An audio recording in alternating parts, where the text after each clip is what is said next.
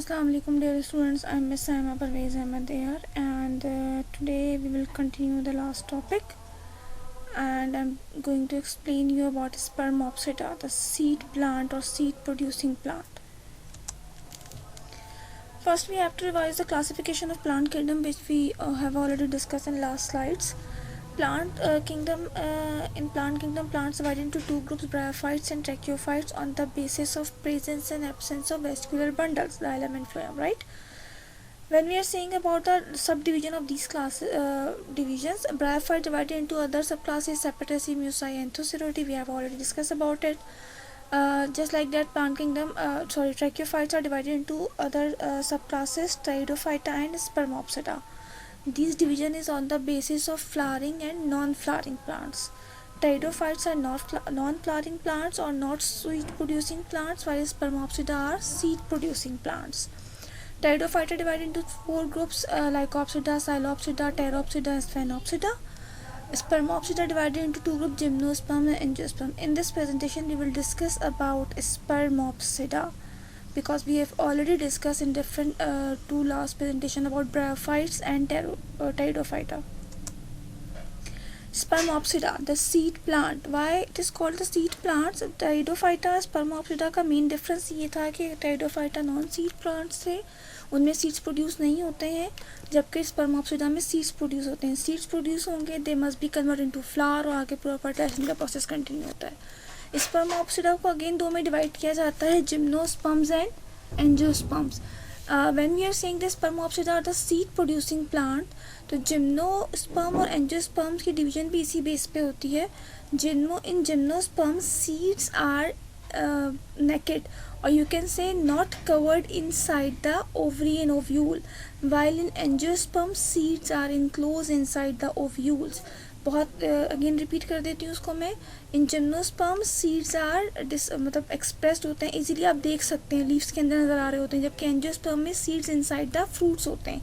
Angiosperm में बहुत आसान एग्जांपल आपको मैं एप्पल की दे देती हूँ. एप्पल के अंदर की तरफ सीड्स होते हैं. मैंगो, जितने भी फ्रूट्स आप ज़्यादातर खाते हैं वो सारे के सारे एंजियोस्पर्म से रिलेट कर रहे होते हैं. और जिम्नोस्पर्म की एग्जाम्पल पाइनस है, जो ऑलरेडी कोन्स आप लैब्स में देखते हैं. Gymnosperms are seed producing plants, but their seeds are naked, यानी easily display by any person, कोई भी शख्स उसको देख सकता है आराम से, जबकि नॉर्मली एंजियोस्पर्म जो होते हैं उनके सीड्स जो है इनसाइड द फ्रूट्स होते हैं. जिम्नोस्पर्म्स की जब बात करते हैं, इसकी मेन एग्जांपल डिस्कस कर रहे तो हम पाइनस है. पाइनस की मेल और फीमेल कोन्स अलग अलग होती हैं. कोन्स की फॉर्म में अपने फ्रूट्स प्रोड्यूस करते हैं ये. If you are seeing the diagram here, female cone and male cone, main difference between female and male cone, female कौन लार्ज इन साइज होती है और वुडी होती है, जबकि मेल कौन जो है स्मॉल इन साइज और क्लस्टर में होती है. बहुत सारी आपको नज़र आ रही होंगी, मेरे पॉइंटर के लिए आप देख रहे हैं. दीज आर द मेल कौन, जो कि क्लस्टर गुच्छे की शक्ल में, जबकि these are the female cones which are larger in size than male cones and woody in structure. जब मैं कह रही हूँ कि सीड्स आर नेकेड और can be seen by naked eye और not include inside the fruit, तो यहाँ पे मेरे पास ट्रांसफर सेक्शन है, लॉन्गिट्यूडल सेक्शन है पाइनस की कोन का, और आपको इसमें वाज़ेह तौर पे ये सीड्स नज़र आ रहे होंगे. ठीक है, ये लीव्स होते हैं जो कि मेगास्पोरोफिल या माइक्रोस्पोरोफिल कहलाते हैं, और ये उनको हटा के आराम से देखा जा सकता है जब ये डेवलप हो जाते हैं. ये बिल्कुल इनिशियल स्टेज है सीड्स की. यहाँ पे अगर मैं इस डायग्राम में इस पिक्चर में आपको शो करूँ, these are the scales of cones. Female cone मैंने आपसे कहा था कि लार्जर इन साइज, जबकि male cone are smaller in size. तो मेगा और माइक्रो का डिफरेंस आप याद रखिएगा. मेगा मीन लार्ज और माइक्रो मीन स्मॉल. तो जो इसकी लीव्स होंगी, ये लीव्स हैं इसकी, तो फीमेल कोन की लीव्स क्या कहलाएंगी? मेगास्पोरोफिल, क्योंकि वो लार्ज इन साइज थी, और मेल कोन के स्मॉल इन साइज थी, इसलिए इसकी लीव्स क्या कहलाएंगी? माइक्रोस्पोरोफिल. इस तरह इसके अंदर जो स्पोर्स या सीड्स प्रोड्यूस हो रहे होंगे वो क्या कहलाएंगे? मेगास्पोर्स, और ये क्या कहलाएंगे? माइक्रोस्पोर्स कहलाएंगे. बस इससे ध्यान में रखिएगा कि female cone large in size होती है तो इसके लीव्स भी मेगास्पोरोफिल कहलाते हैं, जबकि male cone small in size होती है इसलिए इसके लीव्स माइक्रोस्पोरोफिल कहलाते हैं. क्लियर जी. Gymnosperm again divided into sub classes, cycads, gnetae, ginkgo in conifers. We are discussing here about conifers. Conifers की एग्जांपल जो है पाइनस है. Okay, life cycle of gymnosperms. Pinus trees जो होते हैं बहुत हाइट में बहुत ज़्यादा होते हैं. नॉर्मली जितने भी हिली एरियाज़ होते हैं वहाँ पे पाइनस के ट्रीज पाए जा रहे होते हैं। मेल एंड फीमेल कॉर्न एक ही ट्रीज पे मौजूद होती है, अलग अलग ट्री नहीं होते इसके लिए। बट आपको बता चुकी हूँ मैं ऑलरेडी कि मेल कॉर्न जो है small in size and cluster, and female corn is woody in structure. Leaves of a female corn is called leaves of a female corn are called megasporophyll, while in male corn these are called microsporophyll. Inside the leaves ovules are present which produces seeds. Ovules में seeds हैं, तो ovules जो होंगे क्या ये कहलाएंगे megaspores, और ये क्या कहलाएंगे माइक्रोस्पोर्स कहला रहे होंगे।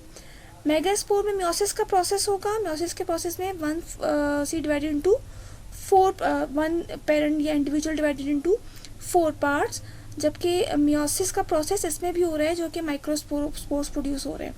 After microspore production microspore release and enter inside the megasporangium और megaspores for fertilisation.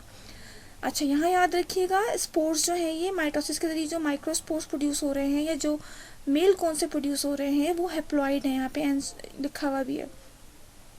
Okay, when the spore enter inside the megasporangium, mitosis occurs and after mitosis female gametophyte. अच्छा, फर्टिलाइजेशन का प्रोसेस कहाँ हो रहा है? फीमेल गैमेटोफाइट में।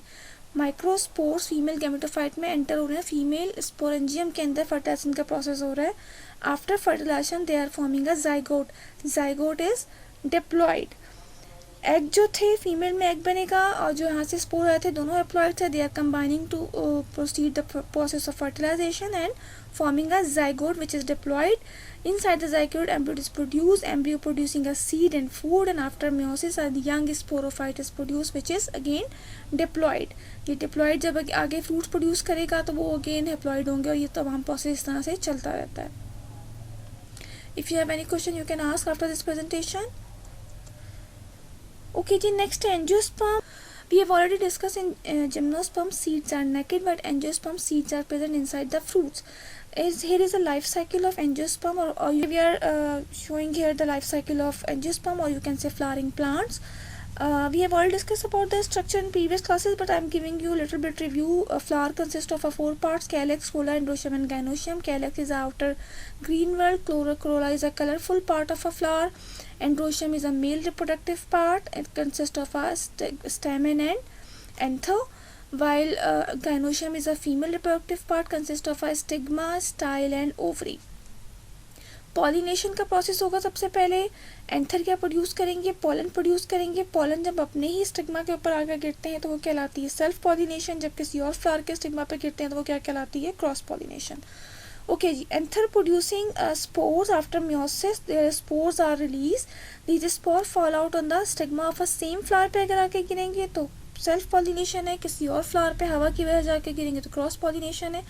And enter inside the ovule by the point of micropyle. Micropyle के point के जरिए इनसाइड द ओव्यूल ये एंटर हो जाएंगे, और ओव्यूल के अंदर जो है वो ओव्यूल के अंदर जो है वो एंटीपोडल सेल्स हैं और एक्स सेल्स हैं। They are combine with them and forming a zygote. Ovary develop हो जाएगी, और ओवरी के अंदर जो ओव्यूल्स हैं, ovules converted into seeds and ovary develop into fruit, और ये पूरा प्रोसेस चलता है। स्पोरोफाइट जो स्पोर्स प्रोड्यूसिंग वाली कंडीशन होती है वो इसकी डिप्लॉइड होती है। स्ट्रक्चर ऑफ ओव्यूल हम नेक्स्ट स्लाइड में इंशाल्लाह डिस्कस करेंगे। Thank you so much. If you are having question you can ask after this presentation. Thank you.